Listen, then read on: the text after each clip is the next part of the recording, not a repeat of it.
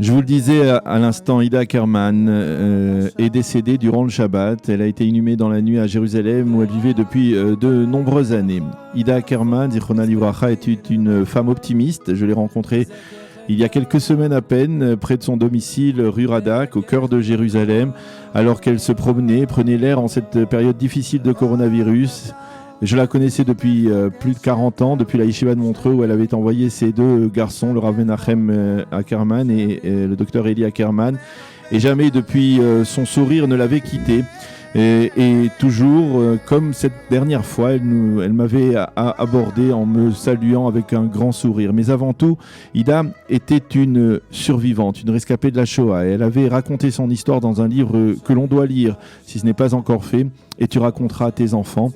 C'est le titre de ce livre, et il y a 5 ans, je l'avais longuement interrogé dans le cadre d'une biographie que j'ai rédigée depuis sur le grand rabbin Henri Chili, qui fut un grand résistant, une grande personnalité du judaïsme français pendant la Shoah et d'après-guerre. Elle avait rencontré le grand rabbin Chili dans le camp d'internement d'Agde en 1941, alors qu'elle était enfant, avec ses parents et sa sœur, tous réfugiés d'Allemagne, et que le grand rabbin Chili était lui-même l'aumônier de ce camp d'internement, alors qu'il était également rabbin à Montpellier.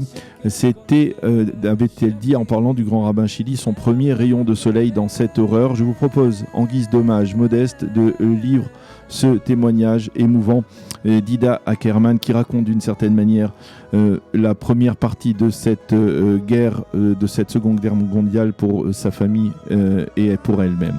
Lors de la débâcle en mai 1940, nous avons trouvé refuge dans le grenier d'un château à Fronton, non loin de Toulouse. Nous avions perdu toutes nos affaires pendant l'exode. Nous dormions sur la paille.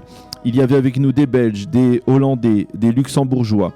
Lorsque l'armistice a été signé, tous sont partis, sauf les Juifs, comme nous, qui ne savaient pas où aller.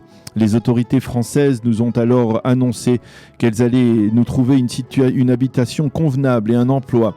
Le lendemain, nous avons pris le train dans des wagons à bestiaux et après de longues heures de trajet, nous sommes arrivés dans un premier camp d'hébergement dans lequel nous sommes restés 1 mois avant d'être transférés au camp d'Agde.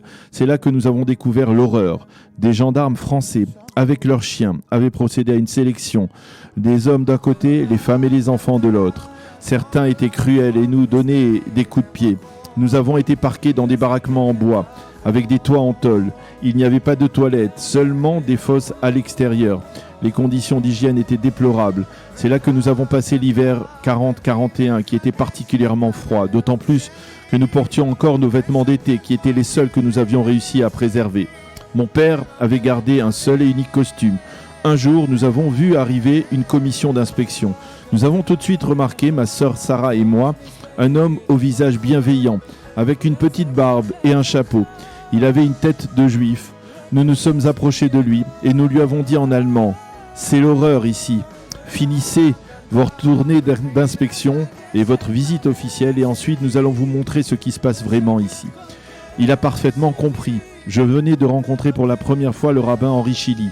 Après avoir pris congé des membres de la commission, il est donc resté et nous lui avons montré dans quelles conditions épouvantables nous survivions. Il s'est immédiatement mis au travail. De retour à Montpellier, il a réussi à introduire dans le camp un médecin juif mandaté par l'OSE, le docteur Isia Malkin, qui a soigné efficacement les enfants les plus malades, parvenant à en faire sortir de nombreux. Et parallèlement, le rabbin Chili a fait parvenir des bouteilles de lait pour les enfants. Dans cette douloureuse obscurité, le rabbin Chili était notre premier rayon de soleil, mais il ne s'est pas arrêté là. Il a réussi à retourner en notre faveur certaines lois de Vichy et obtenu la libération de nombreux enfants. C'est grâce à son intervention que mon frère Martin, qui souffrait d'impétigo, et ma sœur Sarah, qui avait une primo-infection, ont été autorisés à quitter le camp.